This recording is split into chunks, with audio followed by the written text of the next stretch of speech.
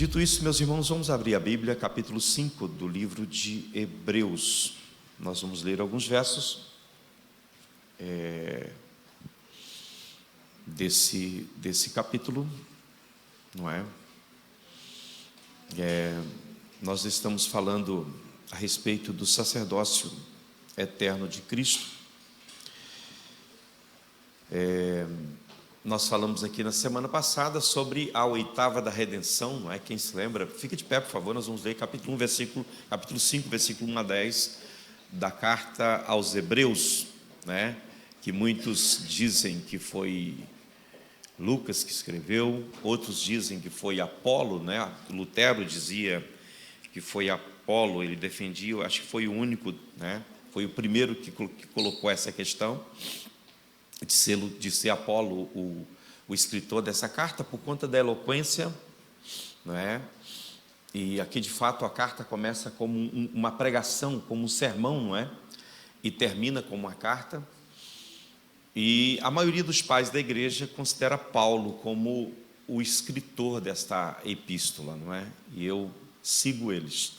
Para mim foi Paulo que escreveu essa carta aos Hebreus. Há muitos que pensam ao contrário, que pensam em Barnabé, que pensam em outro escritor, mas seja quem for que escreveu inspirados pelo Espírito Santo, e essa carta maravilhosa chegou até nós, com instruções profundas sobre as coisas do Senhor. Amém?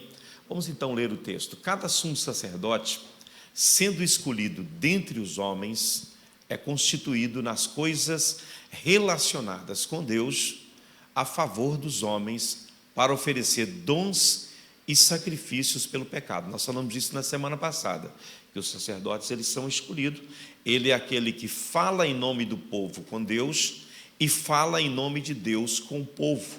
Ele ouve do povo e apresenta para Deus, e ouve de Deus e fala com o povo. Era esse o trabalho do sacerdote, e isso tinha relação com o pecado, com a vida das pessoas. Você pode ler isso lá em Levítico, né? Onde fala a respeito do sacrifício pelos pecados. Ele é capaz de se compadecer dos ignorantes e dos que se desviam do caminho, pois também ele mesmo está rodeado de fraqueza. Ou seja, o sumo sacerdote, ele é capaz de ajudar as pessoas. Por quê? Porque ele entende as pessoas, porque ele é um pecador como qualquer outro, não é? Alguém que comete pecados como qualquer outro. Ele é um pecador como qualquer outra pessoa é. Então ele sabe que o pecado é um mal que acometeu a humanidade e que ninguém consegue escapar disso, não é? Por esta razão, ele deve oferecer sacrifício primeiro pelos seus próprios pecados, né? Primeiro pelos pecados, tanto do povo como para si mesmo. Próximo verso. Se ninguém toma esta honra para si mesmo, a não ser quando é chamado por Deus, como aconteceu com Arão. Assim também Cristo não glorificou a si mesmo para se tornar sumo sacerdote. Quer dizer, não foi ele que o promoveu a essa condição, mas quem o glorificou foi aquele que lhe disse: você é meu filho, hoje te gerei. Em outro lugar também diz: você é sacerdote para sempre, segundo a ordem de Melquisedeque. Ele, esse Jesus, nos dias da sua carne, ele tendo oferecido com forte clamor e lágrimas, orações e súplicas a quem podia livrá-lo da morte, ele foi ouvido por causa da sua reverência. Embora ele fosse filho, ele aprendeu a obediência pelas coisas que sofreu, e tendo sido aperfeiçoado, tornou-se o autor da salvação eterna para todos os que lhe obedecem. E Deus o nomeou sumo sacerdote segundo a ordem de Melquisedeque. Vamos orar. Pai, em nome de Jesus, te dou graças por todas as coisas que tu fizeste por nós, Pai, pelo privilégio de estar aqui na tua casa. Obrigado pela vida de cada um dos teus servos, de cada um dos teus filhos, que tu trouxeste esta manhã nesse local de adoração, nesse local de culto. Eu quero te louvar, ó Deus, porque tu até aqui tem feito coisas extraordinárias. Ó Deus, as ministrações, os louvores, a palavra de oferta, tudo tocou tão profundamente o nosso coração, Pai, que nós somos gratos a ti por estarmos aqui nesta manhã e participarmos deste momento tão especial que Tu preparaste para nós. Vem agora nos abençoar por meio da Tua palavra, que ela encontre lugar no coração dos Teus servos, para que o nome do Senhor seja glorificado, em nome de Jesus. Amém, amém. Pode sentar, irmãos. A redenção do homem, ela foi um processo, né? A queda do homem lá no Éden, né? Alguns hoje falam sobre, em relação ao pecado, fala sobre o livre-arbítrio, não é? Eu acho que de fato o livre-arbítrio em relação ao pecado, só houve um homem que teve livre-arbítrio, que foi Adão, né? Antes dele pecar, ele podia escolher entre pecar e não pecar, é ou não é? Adão podia escolher, Deus colocou lá e disse: olha, você não toca nessa árvore. Ele tinha escolha de tocar ou não tocar. Mas depois de Adão, nenhum de nós temos escolha, não é? Eu não sei se vocês seriam capazes, qualquer de vocês está aqui, de dizer: a partir de hoje eu não peco mais. Nem por pensamento, nem por palavras, nem por obras. Tem alguém aqui que é capaz de cumprir essa promessa? Não peco mais a partir de hoje, né? Não peco por ações, não peco por palavras e, mais profundo ainda, não peco por pensamento. Eu não sei se você sabe, todos nós temos cerca de 10.000 pensamentos por dia. Será que todos esses pensamentos são bons? São puros? Ou tem alguns que você olha e faz, dá vontade de matar aquele sujeito, não é? No trânsito, por exemplo, alguém te dá uma fechada, você faz o quê? Não é? Sobe aquela ira assim. Deus abençoe. Então você é muito crente, porque tem gente que não faz isso não. O certo é fazer isso. Deus te abençoe, meu filho, vai com Deus, você está com pressa. Mas muitas vezes não é isso que fazemos, não é? Quando alguém fala mal de nós, ou quando alguém faz algo que vem de alguma maneira nos ferir, a tendência no nosso coração é revidar, é ou não é? E quando você pensa nisso, você já pecou. Se você pensar, né, o tribunal de Deus é o único tribunal que existe, que julga as questões de fórum íntimo. Os tribunais deste mundo julgam questões de palavras e obras, mas Deus julga palavras, obras e pensamentos.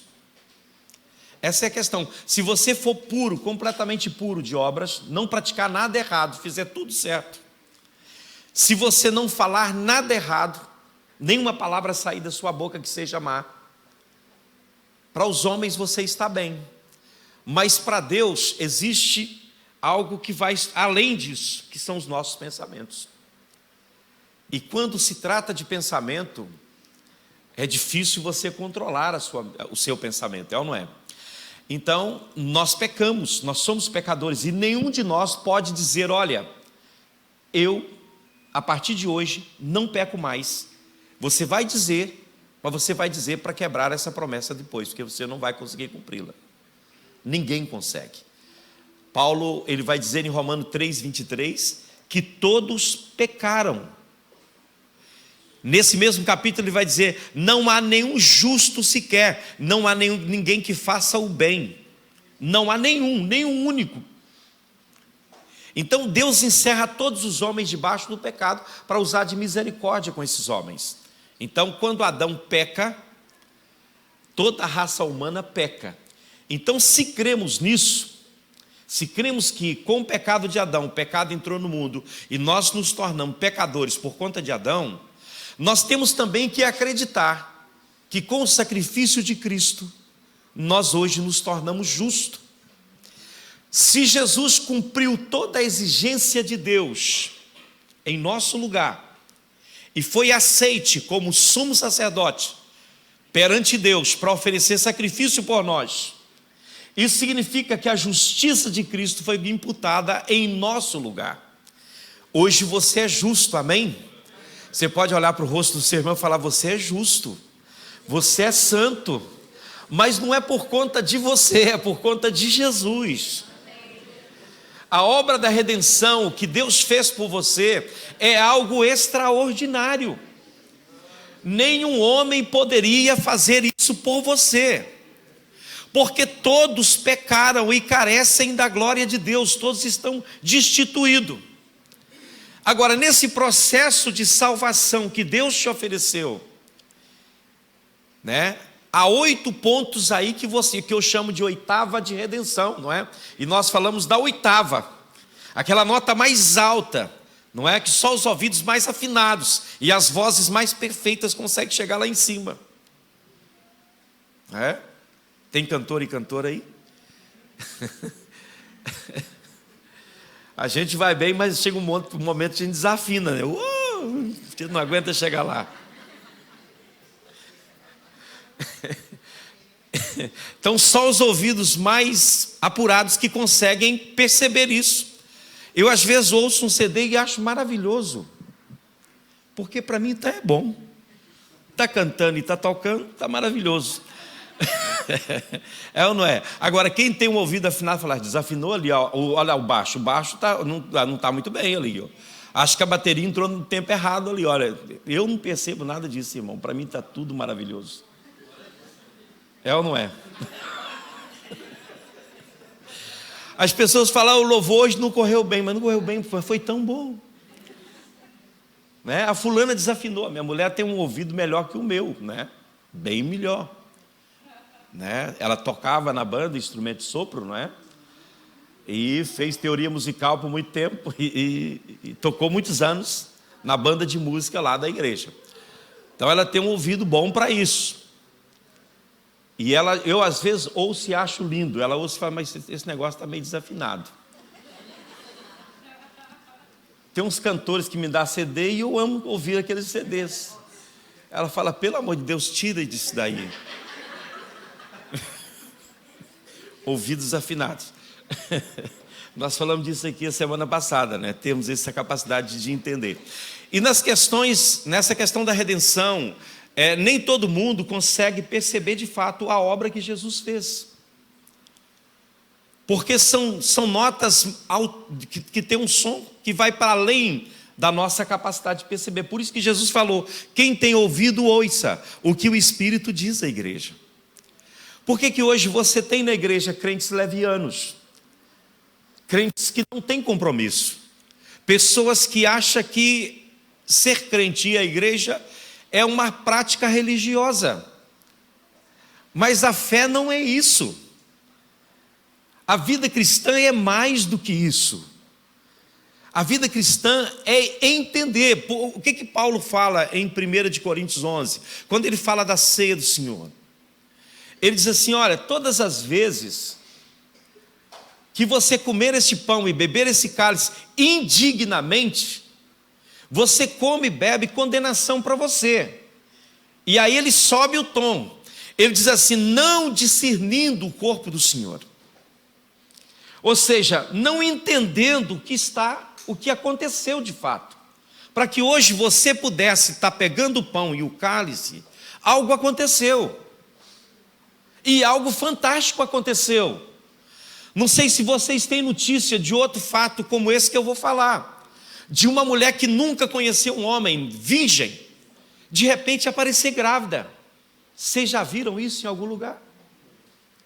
Pois é, no caso de Jesus, no caso de Maria, ela recebeu a visita do anjo e achou grávida pelo Espírito Santo. Sabe por que as pessoas não entendem o Evangelho e até criticam? Os judeus, por exemplo, os praticantes do judaísmo dizem, esses cristãos, eles falam de algo que é um mito. Porque onde já se viu uma virgem dar à luz? Agora eles se esquecem que Zacarias, né, falou disso e o profeta Isaías também falou. Não é? Isaías, ele chega até o rei daquele tempo e fala, olha, você poderia, o rei veio até ele dizendo que ele queria um sinal. E aí, o que Deus fala com o profeta? Vai lá e diga para ele que o Senhor dará um sinal para você. Eis que uma virgem conceberá. 700 anos antes de Jesus nascer, alguém falou, eis que uma virgem conceberá e dará à luz um filho. E ele vai se chamar Emanuel, que quer dizer Deus conosco.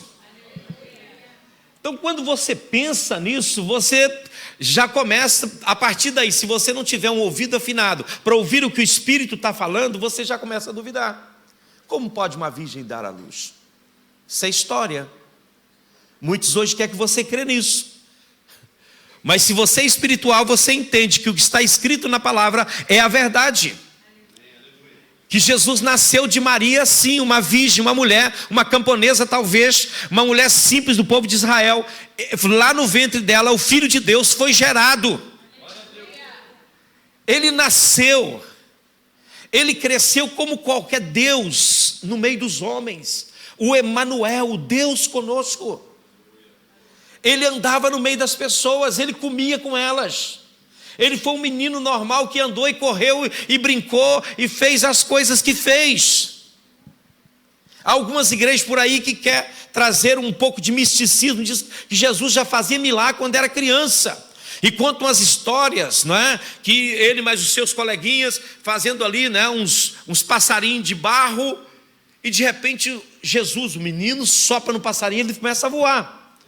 Mas isso é lenda. O ministério de Jesus começa com 30 anos de idade.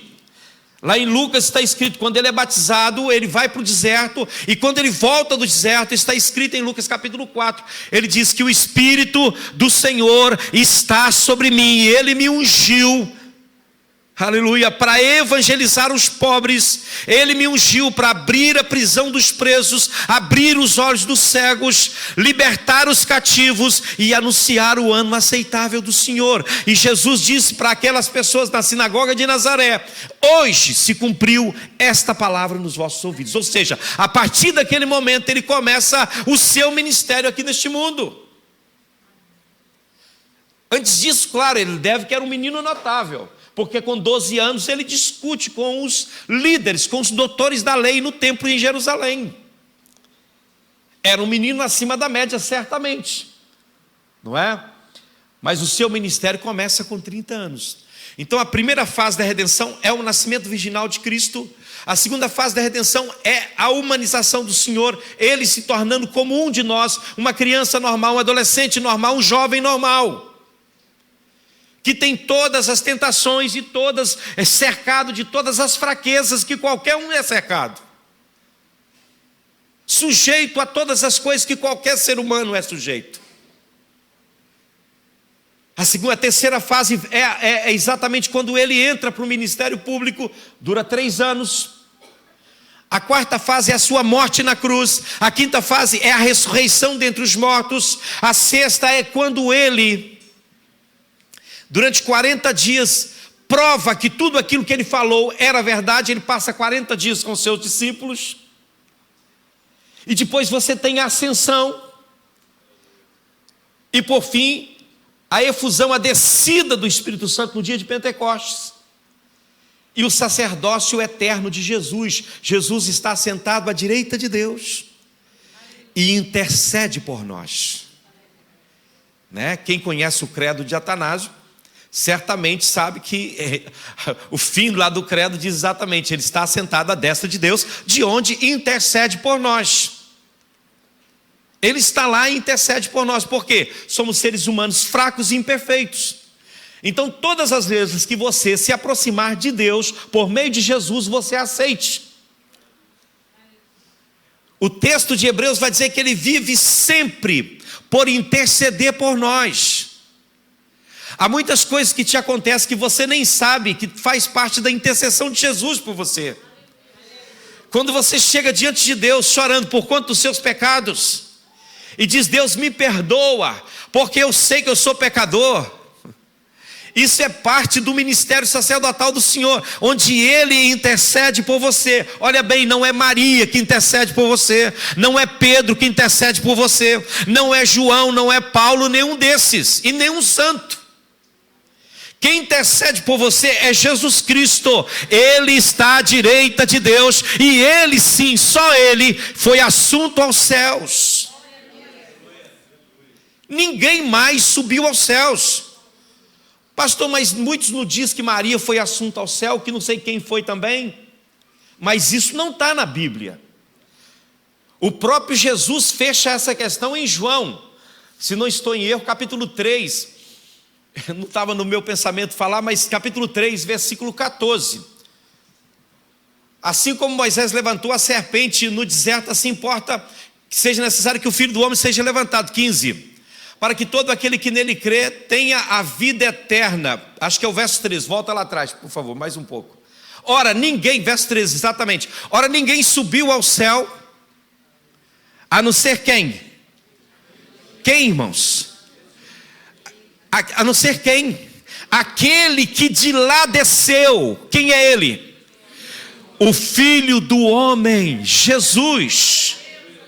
Esse ninguém aqui inclui todas as pessoas, inclusive Maria, Pedro, Paulo, João e qualquer outro. Moisés, Elias e todos esses. Enoque, Elias, Enoque foi transladado, Elias foi arrebatado. E muitos dizem, não, eles estão vivos. Como é que é isso? Esse texto diz que ninguém subiu aos céus, senão aquele que desceu de lá. E quem é que desceu de lá no ventre de Maria? Foi Jesus, o único que está à direita de Deus e intercede por você. Ele está sentado lá todas as vezes que você se aproxima de Deus, você aceite diante de Deus por conta de Jesus, por conta dele. Aleluia. Então nós temos um sumo sacerdote, irmão. Por isso devemos fazer o quê? Com toda ousadia, devemos entrar na presença de Deus. Você não tem que ter medo de entrar na presença de Deus. Ah, eu sou muito pecador, você não sabe quem eu sou. Eu não sei, mas eu sei quem Jesus é. Eu não sei quem é você e quais são os seus pecados, mas eu sei que Jesus é poderoso para perdoar você de todos eles, seja quais forem os seus pecados. Amém? Nesse texto aqui, eu quero dividi-lo em duas partes. E ele fala do sacerdócio eterno de Jesus. E por que ele chegou lá? Ele foi qualificado, ele teve, para ser o sumo sacerdote da igreja, ele foi qualificado. Primeiramente, ele teve qualificações humanas e depois qualificações morais. Aqui nesse texto, o escritor, ele traz qualificações humanas que fizeram de Jesus sumo sacerdote. Porque observe que ele, aleluia, como Deus, ele sempre esteve entronizado. Por mais que você tenha dificuldade de entender, mas é isso que aconteceu na cruz. Enquanto Jesus estava sendo crucificado, o Jesus homem sendo crucificado, o Jesus Deus estava vendo ele sendo crucificado. A nossa mente não consegue chegar lá, porque nós não conseguimos entender por nós mesmos a Trindade. Jesus, ele nunca deixou de ser Deus. Ele continuou, ainda que homem neste mundo, ele continuava sendo Deus. Estão aí? Agora, como homem, ele morre. Como homem, ele é elevado à condição de sumo sacerdote por Deus. Ele ressuscita, o Filho do Homem, ele ressuscita e assenta-se como cabeça da Trindade. Todo o poder me foi dado nos céus e na terra, ele diz, o Cristo ressuscitado. Oh, aleluia. Ele ressuscitou, irmão. O Cristo que ressuscitou é o Cristo homem. Ele morreu e ressuscitou. Aleluia. Chamado Filho de Deus, exaltado à direita do Pai. Ele hoje é o Filho do homem que está sentado à direita de Deus. Estevão vai dizer, eu vejo o céu aberto e vejo Jesus. É o nome humano dele, assentado à direita de Deus. Aleluia. Nós não vamos entrar nesse meandro teológico, mas nós vamos voltar aqui e vamos tentar entender por que Jesus, ele se tornou o nosso sumo sacerdote. E vocês vão ver, primeiro, as suas qualificações humanas, né? As qualificações humanas estão do verso 1 ao verso 6 desse texto que eu li. Então, nesse ponto, o escritor, pela primeira vez, explica o que torna Jesus um sacerdote verdadeiro. Primeiro, a sua humanidade. Para ele ser um sacerdote verdadeiro, a sua humanidade precisava ser humana. Pastor, então existe humanidade que não é humana? Parece aqui um pleonasmo aqui, não é? Uma redundância aqui. Há muitas pessoas que, apesar de serem humanos, não vivem como tal. Jesus, como homem, ele viveu como um ser humano, como um humano. Não havia ninguém que precisasse dele, que ele não estava ali. Ele sofria com os que sofrem, ele atendia a necessidade das pessoas, ele se compadecia das pessoas. Existem pessoas que são humanos, mas não são humanos, porque é capaz de passar por alguém que está sofrendo e virar o nariz para o outro lado, ou até se desviar sem sentir a dor daquela pessoa. Nós somos, o pastor Paulo falou sobre simpatia e empatia. A simpatia é quando alguém está sofrendo, eu sou simpático àquela pessoa, eu sento do lado dela, quando ela está sofrendo, abraço ela e choro com ela. A empatia é mais que isso. É quando eu incorporo a dor daquela pessoa, quando a dor daquela pessoa se torna a minha dor. E Jesus, ele tem empatia por nós, porque a nossa dor se tornou a dor dele. O nosso sofrimento tornou-se o sofrimento dele. O que qualificava ele como sumo sacerdote é o fato de ele nos entender, nos compreender e ter misericórdia de nós, e dizer: eu vou fazer o que for preciso para mudar a sua história. Eu não somente vou te dar um tapa nas costas e chorar com você, eu vou transferir a dor que está no seu peito para dentro do meu, e vou tirá-la de você, e vou carregá-la comigo na cruz. Aleluia. A sua humanidade o tornou humano. Está nos versos 1 a verso 3. Coloca para mim aí. Capítulo 5, versículo 1 a 3, o texto que nós lemos. Cada sumo sacerdote sendo escolhido dentre os homens é constituído as coisas relacionadas com Deus a favor dos homens para oferecer dons de sacrifícios pelos pecados. Está dizendo aqui como deveria ser. Ele é capaz de se compadecer dos ignorantes. Ignorantes aqui não é aquele que é bruto, né? Ignorante aqui é aquele que desconhece. Dos ignorantes e dos que se desviam do caminho, pois também ele mesmo está rodeado de fraqueza. Por esta razão, deve oferecer sacrifício pelos pecados, tanto do povo como de si mesmo. Então o sacerdote, ele tinha que ter empatia pelo povo, ele tinha que ser alguém que entendesse de fato o coração das pessoas. Jesus entende o seu coração, irmão. Ele entende a sua dor. O que mais me marcou na fé e na minha caminhada com Deus, no começo da minha fé, foi exatamente isso. Ao conhecer Jesus, eu conheci uma pessoa que me amava do jeito que eu era, que nunca apontou o dedo para mim para dizer você é isso ou aquilo, que me chamou de filho, mesmo eu sendo podre, e que me levou para casa, que cuidou de mim e pagou o preço pela minha redenção. Eu só tenho que amá-lo. Jesus falou isso lá na casa de Simão: aquele que muito é perdoado, muito ama; aquele que pouco é perdoado, pouco ama. A questão aqui não é ser perdoado, é a dimensão que você entende o perdão de Deus, aquilo que Deus ofereceu para você. Os versos 4 a 6, Jesus se constituiu como sumo sacerdote, porque um verdadeiro sumo sacerdote, ele não pode nomear-se a si mesmo, ele tem que ser nomeado por outro.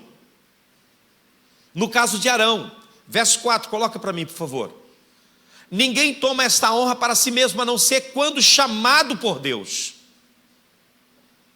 Chamado por Deus. Aonde é que Jesus foi chamado por Deus para ser o sumo sacerdote? Ele vai usar o texto. Próximo verso, 5. Assim também Cristo não glorificou a si mesmo, para se tornar sacerdote, mas quem o glorificou foi aquele que diz, lá no livro dos Salmos, lá no Salmo 2, aquele que diz: tu és o meu filho, eu hoje te gerei. Aleluia, aleluia. Você é meu filho, gerado por mim. E em outra passagem, no Salmo 110, está escrito: você é sacerdote para sempre, segundo a ordem de Melquisedeque. Então, quem está dizendo que Jesus é sacerdote, não é ele mesmo. É quem está dizendo aqui? É Deus. Deus está dizendo: você é sacerdote.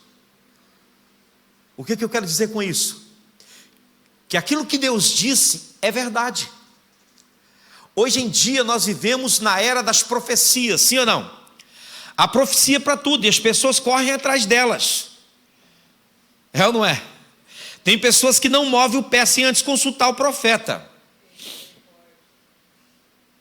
Infelizmente, muitos se aproveitam disso, são falsos profetas. Há bons profetas, há homens de Deus e mulheres de Deus com quem Deus fala, sim senhora. Mas você, ouça bem, não precisa correr atrás de profeta, porque a palavra está junto de você. A palavra está na tua boca, no teu coração. É a palavra da fé que nós pregamos. Uma pregação é uma profecia.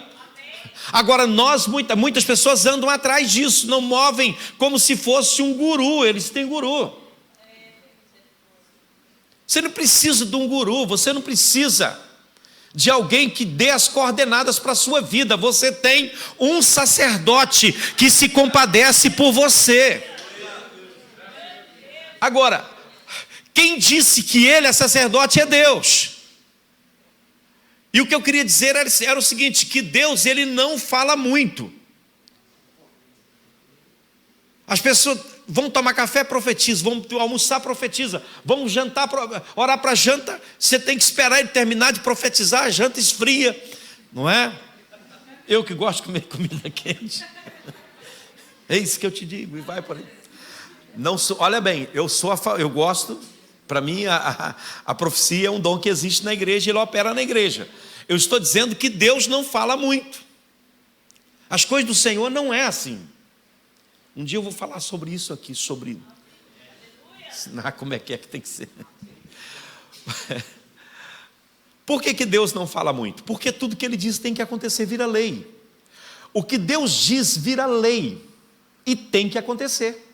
Então, quando ele diz: tu és sacerdote para sempre, segundo a ordem de Melquisedeque, acabou, tu és e ponto. Quem vai questionar isso? Ah não, mas tem a ordem de Arão. Pronto, a ordem de Arão também foi dessa maneira. Deus disse: escolha a tribo de Levi para me servir, eles não vão ter herança no meio de Israel. E dos filhos de Levi me escolha Arão, seu irmão, e os filhos dele para ser sacerdote na minha presença. Ponto. Quem é que fez isso? Deus. Todos que quiseram se meter com isso, o que aconteceu? Como Coré, Datã e Abirão, que tentaram oferecer, disseram: não, nós também somos sumos sacerdotes. O Senhor é Deus de toda a tribo de Levi, então nós também temos esse direito. A Bíblia diz que a terra abriu a boca e engoliu eles vivos. Então quem disse é Deus, e Ele é Deus soberano, Ele é o Deus todo-poderoso. Ele falou: tu és, aleluia, sacerdote para sempre. Não é para uma época, é para sempre. Aleluia, ou seja, não precisamos mais de sacerdotes hoje, porque já temos um. Você não precisa vir até mim para contar os seus... Ah, pastor, eu vim aqui porque eu pequei. Claro, a questão do perdão tem a ver com o Senhor. As pessoas chegam para mim e dizem: pastor, você me perdoa? Eu falo: não, senhor. Pastor, mas como assim? Eu já falei com vários, brinco com eles aqui de vez em quando, não é? E você me perdoa? Eu falo: não, quem perdoa é Deus. Eu desculpo. Aquilo que você fez já está liberado, está perdoado, não é? Porque de fato quem pode de fato perdoar pecados aqui é Deus. Ele é o único que pode perdoar pecados, sim ou não? Agora, existe o lado psicológico da questão do pecado. E aí sim precisa de tratamento. Você precisa conversar sobre as suas falhas, os seus pecados, com alguém que você confia. E de preferência que seja o seu pastor, que se você não confia nele, está complicado, não é? Agora, não é que ele possa vir absolver você dos seus pecados, de maneira nenhuma. Isso já é um negócio entre você e Deus. Agora, você precisa falar deles por você. Não é isso que a Bíblia diz? Confessai as vossas culpas uns aos outros e orai uns pelos outros para que sareis. Aleluia. Nós precisamos confessar os nossos pecados uns aos outros para que haja cura na nossa alma, porque o pecado ele não somente afeta o nosso espírito, a nossa relação com Deus, mas afeta também a nossa relação conosco mesmo e com as pessoas. E se você pecou contra alguém, você deve pedir perdão a ele, reconciliar com ele. Isso é bíblico. Aleluia. Vocês estão aí? Amém. Jesus, ele preencheu as qualificações humanas para ser o sumo sacerdote. Agora, havia também as qualificações morais, já estou terminando. Amém, Walter? As qualificações morais estão do verso 7 ao verso 10 do texto que lemos. Jesus, mediante a uma disciplina rígida. Não pense vocês que para Jesus caminhar em perfeição aqui no mundo foi fácil. Ele era Deus. Então como é que ele pode compadecer de mim, que não sou Deus? Como é que ele pode me ajudar se ele lidou com as fraquezas e as mazelas dos homens como Deus? Eu não sou Deus. Para ele se compadecer de mim e me entender, ele precisava ter as mesmas paixões e viver as mesmas limitações que eu vivo como ser humano. Vocês estão aí? Então, 4 coisas são, nesse texto eu vou falar delas rápidas, são resultadas, que resultaram essa qualificação moral de Cristo. As 3 estão no verso 7 e uma no verso 8. Então, coloca o verso 7 para mim. Primeiramente, ele se qualifica moralmente, a sua qualificação moral para ser sacerdote se deve, em primeiro lugar, mediante as orações. Ele, Jesus, no dia da sua carne, tendo oferecido com forte clamor e lágrima, orações e súplicas. Estão aí? Ele se qualificou mediante as orações. Você vai ver Jesus sempre orando. Ele mantinha uma conexão constante com o Espírito Santo. Ele não dava um passo se o Espírito Santo não dissesse vá. Ele estava numa festa de casamento que ia ser uma vergonha. Essa festa de casamento. Acabou o vinho no meio do casamento. Já pensou, você está numa festa de casamento, acaba a comida? Cadê? Hã? Não vou falar do vinho aqui. Porque crente, né, para comer é uma tristeza, né? Lá diz, se você convida alguém, né, assim normal, faz uma comidinha leve. Se convidar um crente, tem que multiplicar esse negócio, não é? Agora, se for um crente pentecostal, você tem que multiplicar ainda mais, porque o camarada tem fome, não é? Ora muito. Brincadeira. Pensa no meio de uma festa de casamento, você está lá todo feliz, o noivo e a noiva, e eles encomendam, né, contratam um mestre de cerimônia, paga pelo serviço. E no meio do casamento alguém chega e diz para o noivo, olha meu amigo, acabou a comida. E o povo não comeu nem a metade, do povo foi servido ainda, como é que faz? Que vergonha, não é? Que vergonha. Foi isso que aconteceu. Agora, eu disse aqui que Jesus se compadece das pessoas, sim ou não? Que ele tem empatia pelas pessoas. E aqui era um quadro, o momento dele ter empatia. A mãe dele chega para ele e fala, filho, olha, acabou o vinho aí. A festa vai ser um fracasso. Vai ser uma vergonha. E ele vira para a mãe e diz o que para ela? Mulher, O que tenho eu contigo? Não chegou ainda a minha hora, não chegou o momento ainda, ou seja, eu não recebi o ok lá de cima. Aí naquele mesmo momento o Espírito Santo falou, não, faça assim, assim, assim. Aí ele disse, olha, vem cá, pega aquelas talhas lá, enche elas de água e leva lá para dentro e mostra para o mestre Sala. Ele viveu sempre na dependência do Espírito Santo. Vocês estão aí? Sempre na dependência do Espírito Santo. Sempre, sempre, sempre.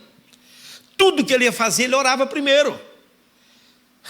Há um momento no ministério de Jesus, lá no capítulo 11 do livro de João, onde ele vai ressuscitar Lázaro, e ele está na porta do túmulo.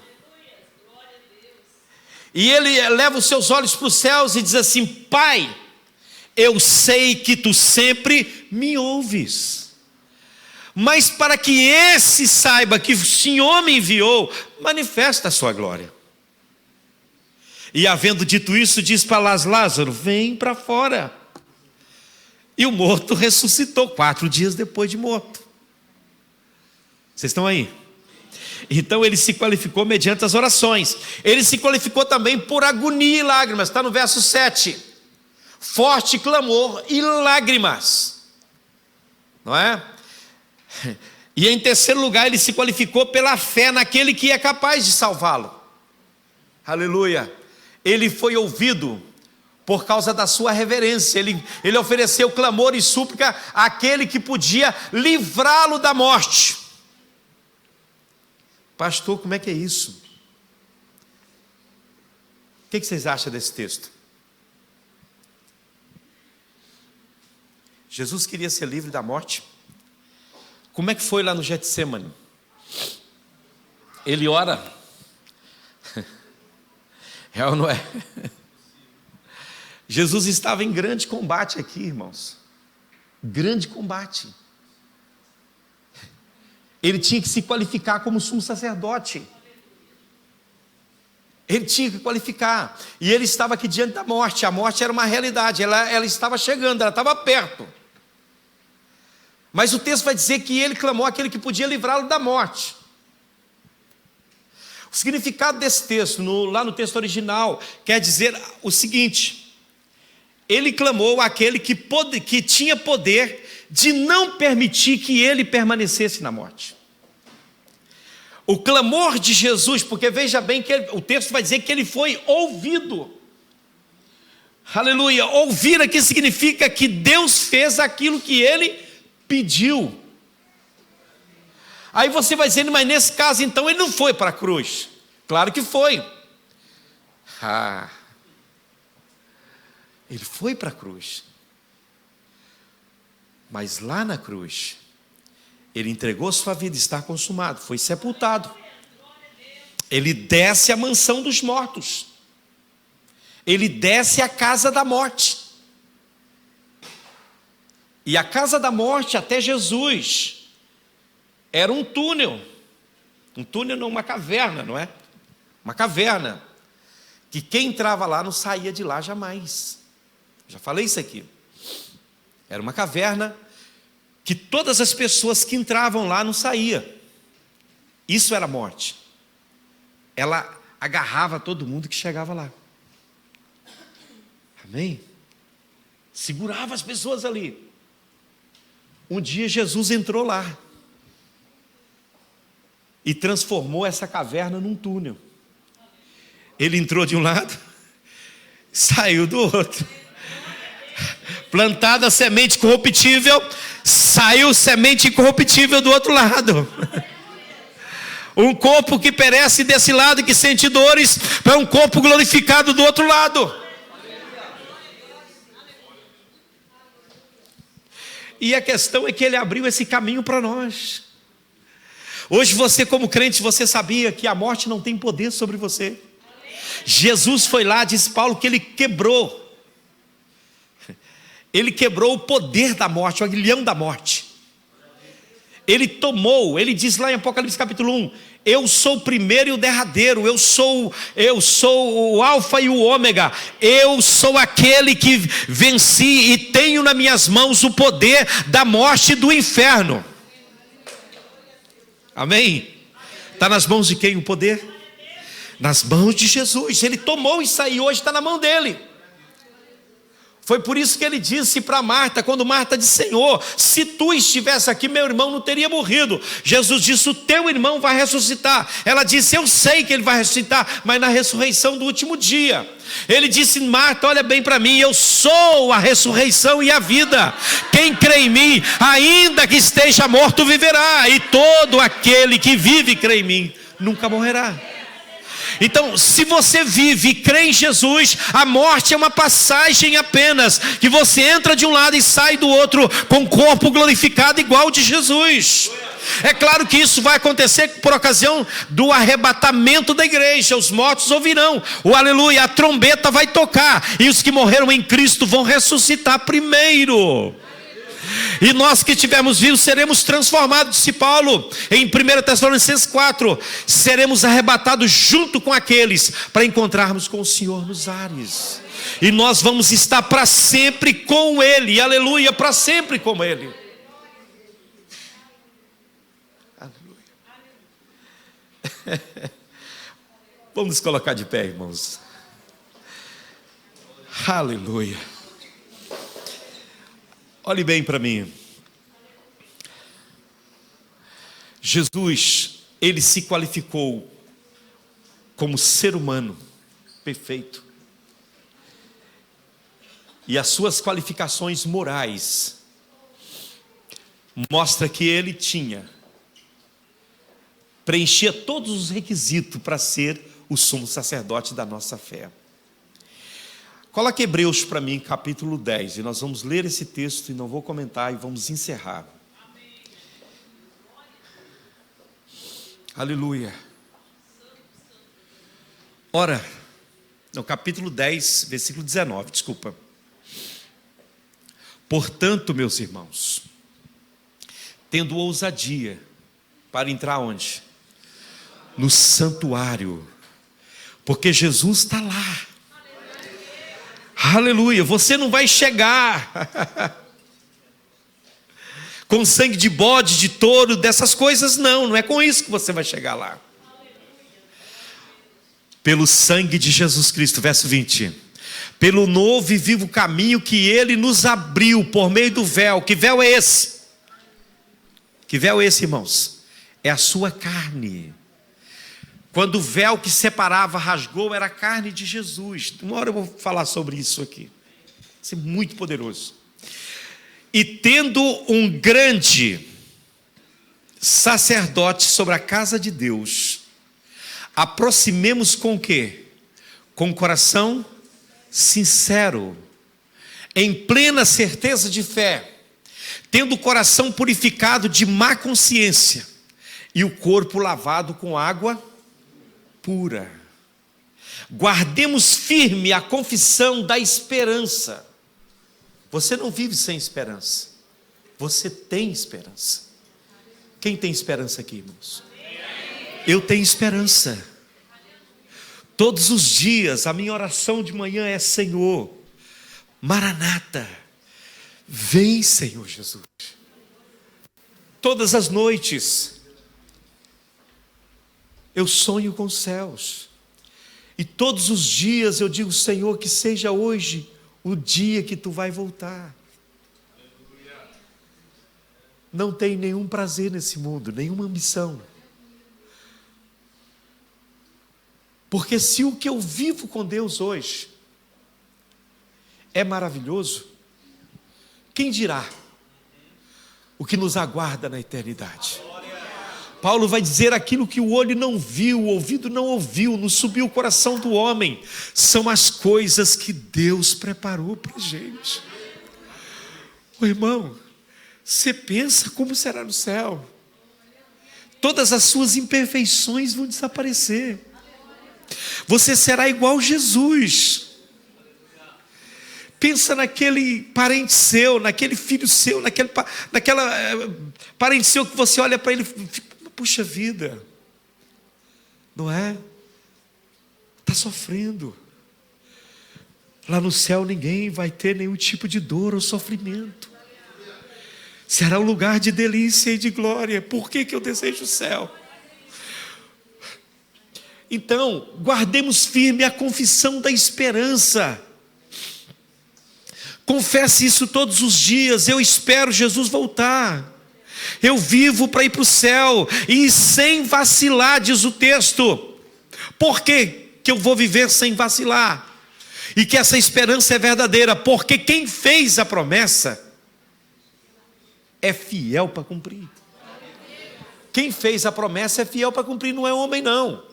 Se fosse eu que tivesse dito a vocês que ia voltar para arrebatar vocês e levar para o céu, não acredita nisso não. Se algum homem falar isso com você, não vai por aí. Mas quem falou foi Jesus. Aleluia. Você vai ver esse texto lá em Atos capítulo 1. Quando Jesus estava subindo aos céus, ascendendo aos céus, os discípulos estavam olhando para cima, vendo Jesus subir e desaparecer. 2 anjos vestidos de branco colocou do lado dele e disse: por que vocês estão olhando para cima? Esse Jesus que dentre vós foi recebido no céu, há de vir um dia, assim como para o céu viste ir, ele vai voltar. As mesmas nuvens que o levou são aquelas que vai trazê-lo de volta para a glória do nome do Senhor. Aleluia, louvado seja o nome do Senhor. Verso 24: cuidemos também de nos animar uns aos outros. Gente, você vê um irmão fraco, abraça com ele e fala: irmão, confia, é mais um pouquinho de tempo, é só mais um pouquinho, e o que há de vir virá, é mais um pouco só. Enfrenta, vença, vai em frente, não pare, não desiste, não perca a sua fé, não perca a esperança, porque é mais um pouquinho só. Animemos uns aos outros no amor e na prática de boas obras. Oh, isso aqui é maravilhoso. Não deixemos de congregar, não deixemos de estar junto, irmão. É aqui que você consegue as forças para você enfrentar o seu dia a dia. É aqui que vem uma palavra, é aqui que vem um louvor, é aqui que vem uma ministração, uma oração, um abraço de alguém que te dá força para mais uma semana. Aleluia, é na congregação dos santos. Hoje existem pessoas que pregam: não, você não precisa de igreja não, você pode ser a igreja na sua casa. Irmão, isso não é bíblico. Não existe igreja de um membro só. Não existe corpo de um membro só. Já pensou se o corpo tivesse um membro? Pensou o seu corpo ser um narizão assim? Como é que ia andar, como é que ia comer, como é que podia respirar bem, não é? Nós precisamos uns dos outros. Nós precisamos do abraço, precisamos do calor, precisamos desse aconchego, de estar junto, de chorar junto.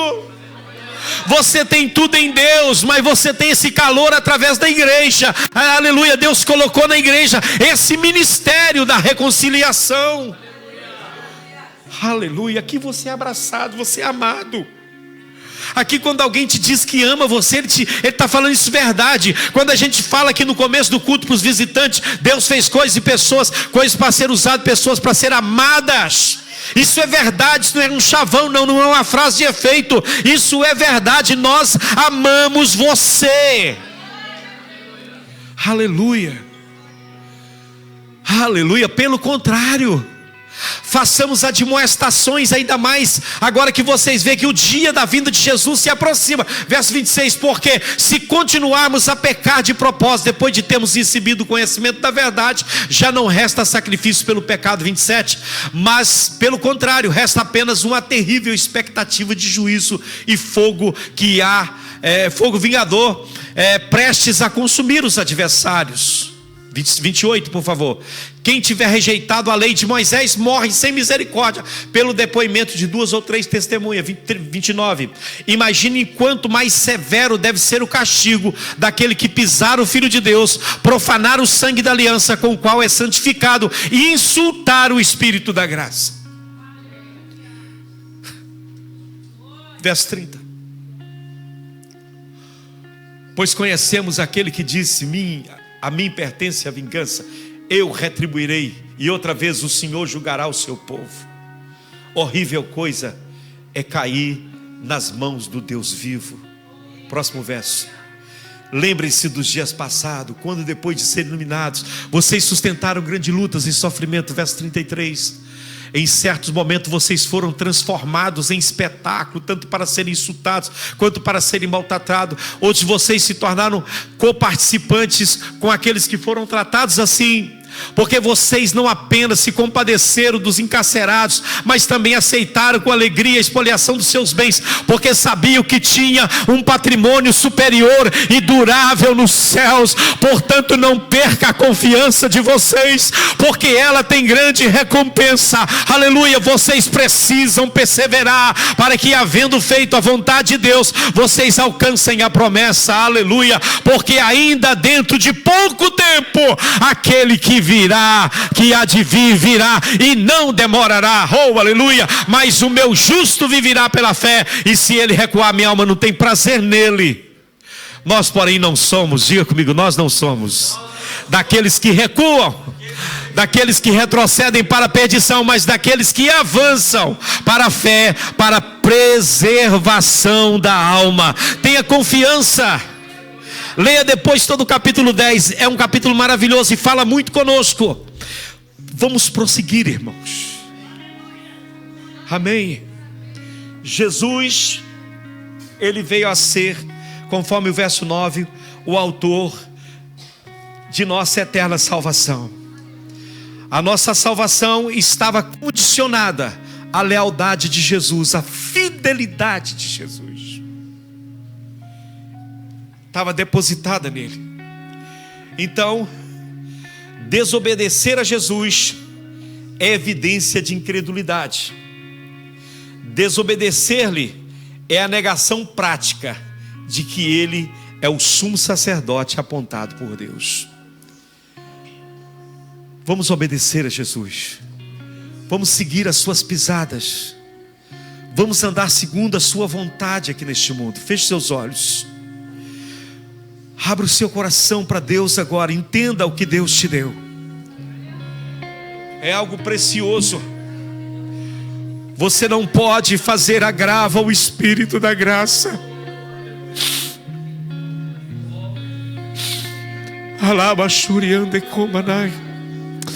Nós temos um sumo sacerdote perante Deus, o Pai, que intercede por nós. Que confiança temos nós? Que confiança temos nós? Feche os seus olhos e adore ao Senhor neste momento. Adore a Ele pela obra que Ele realizou na cruz por nós.